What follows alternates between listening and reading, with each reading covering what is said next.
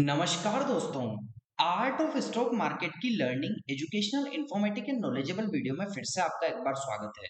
दोस्तों, आज हम जिस कंपनी के स्टॉक को आपसे डिस्कशन और एनालिसिस करने वाले हैं एजुकेशन और लर्निंग पर्पस से, वो दोस्तों कहीं ना कहीं फिलहाल के सेशन में मटेरियल मतलब आयरन एंड स्टील सेक्टर से जुड़ा हुआ मतलब टाटा ग्रुप से जुड़ा हुआ दोस्तों कंपनी की आज हम बात करने वाले हैं जो कि आयरन स्टील के सेक्टर में कहीं ना कहीं इन्वॉल्व है। दोस्तों, आज हम बात करने वाले हैं टाटा स्टील लिमिटेड की, जो कि diversified steel producer engaged in the business of steel making including raw material and finishing operations में इन्वॉल्व है।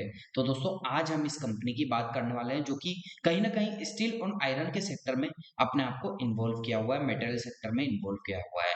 तो दोस्तों, आपको कंपनी का नाम पता लग गया, किस सेगमेंट्स में कंपनी इन्वॉल्व है वो पता लग गया, और किस सेक्टर में कंपनी वर्क करती है वो भी हमने आपसे यहाँ पर एनालिसिस किया, डिस्कशन किया एजुकेशन लर्निंग पर्पस से। अब हम कंपनी से रिलेटेड फिलहाल के सेशन में जो न्यूज़ निकल कर आई है उसको education learning information knowledgeable purpose से अपनी भाषा में समझने का प्रयास कर लेते हैं। तो आइए दोस्तों, कंपनी से रिलेटेड जो न्यूज़ निकल कर आई है उसको समझ।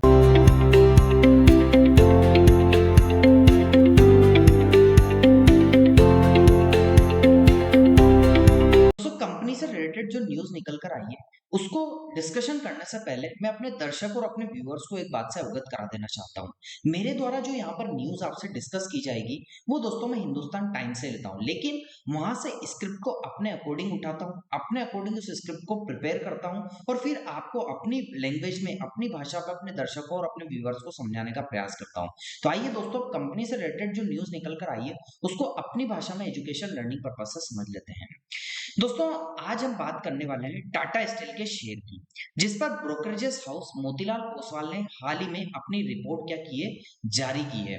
अब दोस्तों, करंट सिचुएशन की बात करें तो टाटा स्टील का शेयर इस समय करीबन 171 रुपए की जो स्तर है उसके आसपास ट्रेड कर रहा है। रिपोर्ट के मुताबिक मौजूदा वैल्यूएशन पहले ही कंपनी की कई दोस्तों अलग अलग पॉजिटिव और नेगेटिव बातें दर्शा रही है, यानी निवेशकों ने काफी हद तक कंपनी की ग्रोथ की कीमतों में शामिल कर लिया है। दोस्तों, ब्रोकरेजेस हाउस ने फाइनेंशियल ईयर 2027 के आधार पर शेयर मतलब जो ब्रोकरेजेस हाउस है ना मोतीलाल ओसवाल, जिसने अपनी रिपोर्ट जारी की है उसने क्या कहा है कि इस शेयर का प्राइस 200 रुपए प्रति शेयर तय किया गया है। फाइनेंशियल ईयर 2027 के आसपास हलचल देखने को मिल सकती है, लेकिन दोस्तों साथ ही उन्होंने न्यूट्रल रेटिंग दी है, यानी बहुत अच्छा उछाल की उम्मीद अभी नहीं है, क्योंकि दोस्तों दोनों साइड की न्यूट्रल रेटिंग उन्होंने दी है। हो भी सकता है, नहीं भी हो सकता है। मार्केट कंडीशन क्या कहती है दोस्तों, निकट भविष्य में ग्लोबल मार्केट्स में अनिश्चितता है मतलब अनस्टेबिलिटी जारी रह सकती है। क्यों रह सकती है दोस्तों, आप देखेंगे मिडिल ईस्ट में अनरेस्ट स्टार्ट हो चुका है, जैसा कि इजराइल और जो पूरी अरब कंट्रीज है, मुस्लिम कंट्रीज है, उनके मध्य युद्ध चल रहा है। रशिया और यूक्रेन के मध्य युद्ध चल रहा है, और कहीं ना कहीं दोस्तों नॉर्थ कोरिया साउथ कोरिया का युद्ध चल रहा है। इधर भी भारत पाकिस्तान और चाइना बॉर्डर हमारे लिए से मतलब पूरे वर्ल्ड में कहीं ना कहीं इनस्टेबिलिटी बनी हुई है। और नॉर्थ अमेरिका में मेक्सिको और अमेरिका का जो बॉर्डर है उसका दोस्तों विवाद कहीं ना कहीं चलता हुआ देख, तो काफी सारे विवाद दोस्तों पूरे वर्ल्ड में चल रहे हैं। तो इस कारण से मार्केट में भी आने वाले टाइम में थोड़ी सी अनस्टेबिलिटी रह सकती है ग्लोबल मार्केट्स में। तो इस कारण से दोस्तों अनिश्चितता यहाँ पर डिस्कस की गई, लेकिन भारत का कारोबार मजबूत दिख रहा है। यूरोपियन ऑपरेशंस में भी सुधार की दिशा में कंपनी काम कर रही है। दोस्तों, यदि कैपेसिटी एक्सपेंशन की बात करें तो कंपनी सबसे बड़ी स्ट्रेटजी में क्षमता विस्तार के फिलहाल 21.6 एमटीपीए की क्रूड स्टील क्षमता को फाइनेंशियल 2030 तक 40 एमटीपीए अपना लक्ष्य बनाया। मतलब दोस्तों इन्होंने कहीं ना कहीं अपने लक्ष्य को सेट किया है कि हम कितना स्टील का प्रोडक्शन आने वाले टाइम में कर सकते हैं। इसके लिए हर साल लगभग 10,000 करोड़ का कैपेक्स किया जाएगा, मतलब कैपिटल एक्सपेंडिचर खर्च किया जाएगा। हाल ही में कंपनी ने कालिंग नगर में देश का सबसे बड़ा ब्लास्ट फर्नल चालू किया है, जिसकी क्षमता 3 से बढ़कर 8 एमटीपीए हो गई है। आने वाले फेज 2 के बाद 13 एमटीपीए पहुंच जाएगी। दोस्तों, इन्वेस्टर एंगल की बात करें तो निवेशकों में के साफ संदेश है कि टाटा स्टील भले ही थोड़ा सा हलचल वाला कंपनी है, लेकिन मौजूदा दौर पर यहाँ पर बड़ी तेजी दोस्तों तुरंत की संभावना नहीं है, क्योंकि दोस्तों न्यूट्रल रेटिंग जैसा कि हमने डिस्कस किया, आने वाले टाइम में अनस्टेबिलिटी है तो तेजी और मंदी दोनों रह सकती है मार्केट में। वो न्यूट्रल रेटिंग मोतीलाल ओसवाल ने आपको दी है। दोस्तों, लॉन्ग टर्म की ग्रोथ की उम्मीद शॉर्ट टर्म की सीमित बढ़ती हुई दिख रही है, तो दोनों वाली पोजीशन यहाँ पर दोस्तों मोतीलाल ओसवाल की देखनी। अब आगे दोस्तों हम बात करें तो फाइनली आपसे लास्ट में एक ही बात हम बताना चाहेंगे कि आपको यहाँ पर बताई गई जो न्यूज़ है वो एजुकेशन लर्निंग पर्पस से किसी प्रकार निवेश और बाय सेल की सलाह नहीं है, क्योंकि निवेश जो होता है ना या बाजार जो होता है ना वो बाजार जोखिमों के अधीन होता है। इसलिए किसी भी प्रकार का निवेश का और बाय सेल का निर्णय लेने से पहले अपने पर्सनल फाइनेंशियल एडवाइजर या वित्तीय सलाहकार से जरूर परामर्श लें। यहाँ पर बताई गई news only education learning purpose से है। अगर वीडियो जानकारी अच्छी लगी हो तो चैनल को लाइक शेयर और सब्सक्राइब करना मत भूलिएगा। और यदि आपको लगता है कि हम जेन्युइन आपके लिए मेहनत कर रहे हैं और इन्फॉर्मेशन लेकर आते हैं, आपको बताते हैं अपनी लैंग्वेज में, तो अपने से 10 जो दोस्तों शेयर मार्केट को जानते हैं और अन्य भी लोग जो नहीं भी जानते हैं उनको ये वीडियो जरूर शेयर कीजिएगा। यही मेरा आपसे एक निवेदन रहेगा।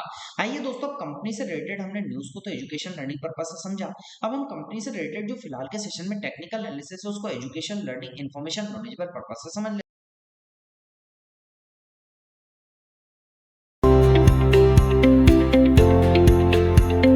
दोस्तों, मैं कंपनी से रिलेटेड टेक्निकल एनालिसिस को डिस्कशन करने के लिए मंथली चार्ट पर आ चुका हूं। जैसा कि आपको देखने को मिलेगा कि इसका जो स्टॉक है वो ट्रायंगल पैटर्न या दो पैरेलल लाइन के बिटवीन में ट्रेड करते हुए देखने को मिल रहा है। जहां पर दोस्तों इसका जो प्राइस है ना वो यदि देखा जाए तो दोस्तों नीचे की साइड इसने यदि इसका प्राइस की बात की जाए तो 172.38 के आसपास तो अभी प्राइस फिलहाल के सेशन में क्लोजिंग लेवल पर देखने को मिला है, क्लोज हुआ है। लेकिन सपोर्ट और रेजिस्टेंस या दो पैरेलल लाइन के बिटवीन की बात करें तो जहां पर इसने नीचे की साइड सपोर्ट लिया, जैसे कि फर्स्ट टाइम यहाँ सपोर्ट लिया, एक इंपल्सिव आई, फिर सेकंड टाइम सपोर्ट लिया, फिर एक इंपल्सिव आई, थर्ड टाइम सपोर्ट लिया, फिर एक इंपल्सिव, फोर्थ टाइम सपोर्ट लिया, इंपल्सिव आई। तो दोस्तों नीचे की साइड जो सपोर्ट ट्रेंड लाइन हमने इंडिकेट करके एजुकेशन लर्निंग पर्पस से बता रखी है। यहाँ पर देखिएगा, यदि ऊपर की साइड की बात करें तो जहां से सपोर्ट आया तो रेजिस्टेंस भी आया होगा, रिजेक्शन भी आया होगा। तो दोस्तों फर्स्ट टाइम रेजिस्टेंस यहाँ से एक बड़ा रिजेक्शन हुआ, फिर सेकंड टाइम रेजिस्टेंस, फिर रिजेक्शन हुआ, फिर थर्ड टाइम रेजिस्टेंस, फिर रिजेक्शन हुआ। तो दोस्तों 3 बार रेजिस्टेंस ले चुका है तो रेजिस्टेंस ट्रेंड लाइन हो जाती है। और अभी प्राइस हमने जैसा कि डिस्कस किया यहाँ पर 172.38 के आसपास ट्रेड कर रहा है। अब प्राइस कहीं ना कहीं मोमेंटम तो जरूर करेगा ऊपर या नीचे, क्योंकि प्राइस जो होता है या दोस्तों मार्केट में जो कैंडल होती है वो मूवमेंट तो करेगी। यदि प्राइस ऊपर की साइड मूवमेंट करता है तो फर्स्ट रेजिस्टेंस तो 172.38 के आसपास का है।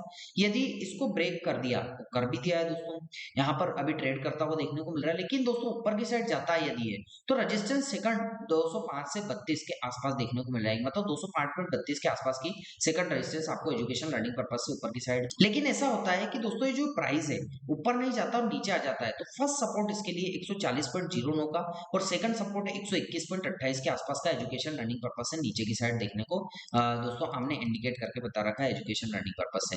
तो रेजिस्टेंस और सपोर्ट को हमने एजुकेशन लर्निंग पर्पस से डिस्कस किया। टेक्निकल्स की बात करें तो 9 डे का एक्सपोनेंशियल वेज जो कि कैंडल्स है इसके बिटवीन में फिलहाल के सेशन में ब्लैक कलर की लाइन ट्रेड हो रही है, लेकिन इसके ऊपर कैंडलस्टिक ट्रेड हो रही है। 50 डे का एक्सपोनेंशियल है जो कि लाइट ब्लू कलर की लाइन कैंडल्स के बीच में होती हुई जा रही है, ये फर्स्ट सपोर्ट सेकंड सपोर्ट के आसपास देखने को मिल रही है।